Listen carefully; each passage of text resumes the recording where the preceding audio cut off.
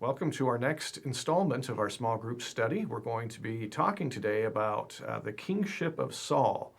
And one of the things that makes this important is that this is the first time that Israel has had a king. And it comes after some fairly significant traumatic events that happened in Israel. Through the book of Judges, there's been a number of very violent and very sad events that have taken place. There's been really almost civil war going on. And then there's the problem with the Philistines. And so a number of events have occurred, and Israel is going to be crying out for a king, and the king they're going to get is King Saul. So let's go ahead and start today. And Chad, would you go ahead and read for us? Yeah, starting in 1 Samuel chapter 4, verse 1. And the word of Samuel came to all Israel. Now Israel went out to battle against the Philistines. They encamped at Ebenezer, and the Philistines encamped at Aphek. The Philistines drew up in line against Israel, and when the battle spread, Israel was defeated before the Philistines, who killed about 4,000 men on the field of battle. And when the people came to the camp, the elders of Israel said, Why has the Lord defeated us today before the Philistines? Let us bring the ark of the covenant of the Lord here from Shiloh, that it may come among us and save us from the power of our enemies. So the people sent to Shiloh, and brought from there the ark of the covenant of the Lord of hosts, who is enthroned on the cherubim. And the two sons of Eli, Hophni and Phinehas, were there with the ark of the covenant of God. As soon as the ark of the covenant of the Lord came into the camp, all Israel gave a mighty shout, so that the earth resounded.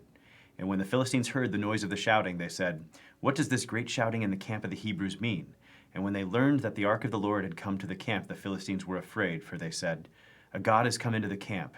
And they said, Woe to us, for nothing like this has happened before. Woe to us! Who can deliver us from the power of these mighty gods?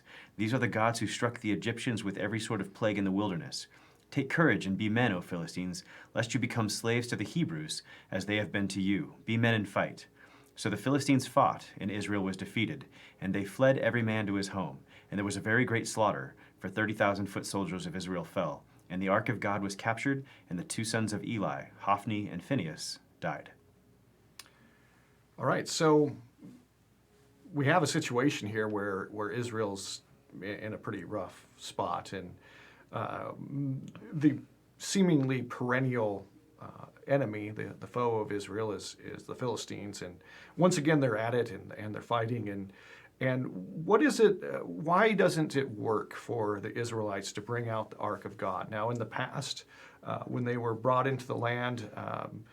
And throughout the book of Joshua, when they were conquering the land, the ark was going before them, and it seemed to work. And so the question is, why didn't it work this time? They seemed pretty sure that it would.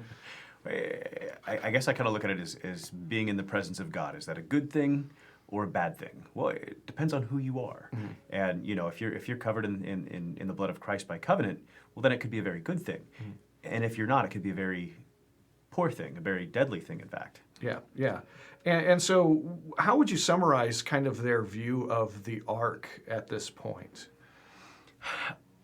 Almost a form of idolatry, actually. Mm-hmm. And obviously the ark was supposed to be where God was seated, and where his kind of the footstool where he actually touched earth, mm-hmm. And things of his sort. And they almost seem like they're going to be invincible, but even seems like the Philistines are convinced of this as well, mm-hmm. to a certain extent. But that's obviously not the case.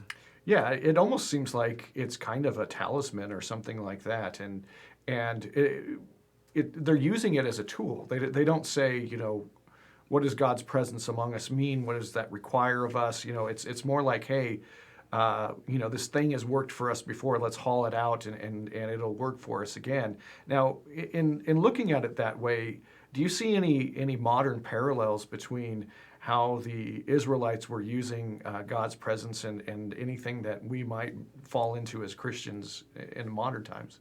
I guess sometimes, maybe on a national level, but maybe on smaller levels as well. But sometimes I think maybe we might say, well, we're a Christian nation, and things of this sort, and maybe feel some level of invincibility or maybe superiority or mm-hmm. things of this sort. But at the same time, saying that we're a Christian nation doesn't mean we're actually a Christian nation, right. or things of the sort. There's certain attributes that would have to come with that. Yeah, I think that one of the problems that we often see is this idea. There's a passage in the Bible that talks about if God is for us, who can be against us. Um, One of the really important words of that is if. It shouldn't be assumed that he is. And I think that that's one of the problems that we see, and we've seen it in past lessons where they ask the angel of the Lord, are you for us or for our enemies? And he says, neither. The question isn't, is God for us or for our enemies? The question is, who are we for? And the Israelites have seemed largely to have forgotten that aspect of what they're engaged in. And they almost see God as a tool to be used for their purposes, when the whole point of the covenant is that they will be used for God's purposes, not the other way around. And they seem to have completely forgotten that. And I think God kind of reminds them of this, because the rest of the story goes on here that the ark is captured and it's taken into one of the Philistine temples and basically placed before one of the Philistine idols. And what ends up happening as a result of this? As I recall correctly, the idol actually falls and has its arms and legs cut off or something like this, or hands and feet cut off. Yeah, so it falls over and is broken before the ark, and then a plague breaks out on the Philistines. and really what's fascinating about this is the Israelites with the ark, because they don't treat it properly, are defeated, but the ark on its own defeats the Philistines. And really, I think there's a big point to this, which is God is saying, look, I don't need you. You guys need me. He's trying to establish the proper relationship here, which is not the primacy of the physical. It's not the physical ark that is required. It's not. The ark is not some kind of a physical tool that can be employed by whoever wants to use it. There's a spiritual truth. It's the Spirit of God that's resting there, and to kind of make that point even clearer to them, he basically defeats the Philistines on his own without any help from them. Obviously, Israel is going to learn the wrong lesson from this.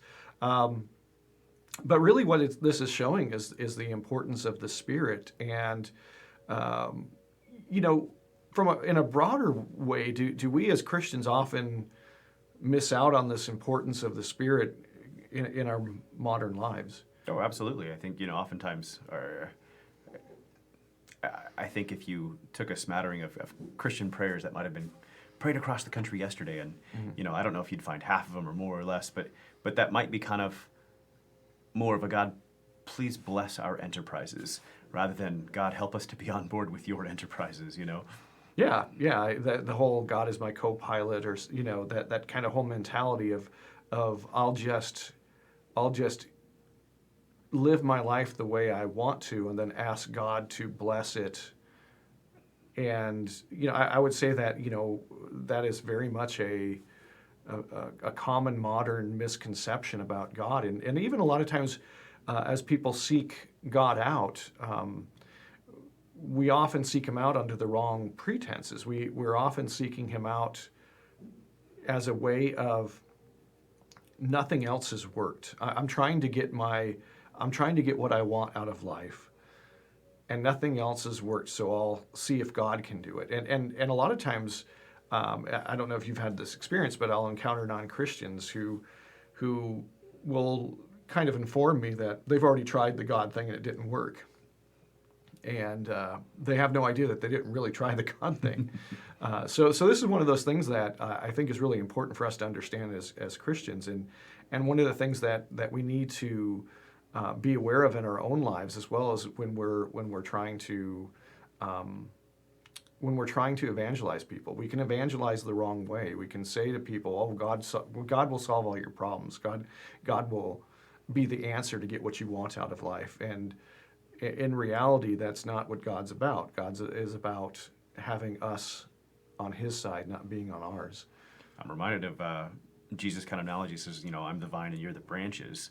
Right. And then goes on to say, apart from me, you can do nothing. Right. But it obviously shows that, he's the source, and we can attach ourselves to him or not. Right. And we'd be very foolish to say to Jesus, well, apart from me, you can do nothing.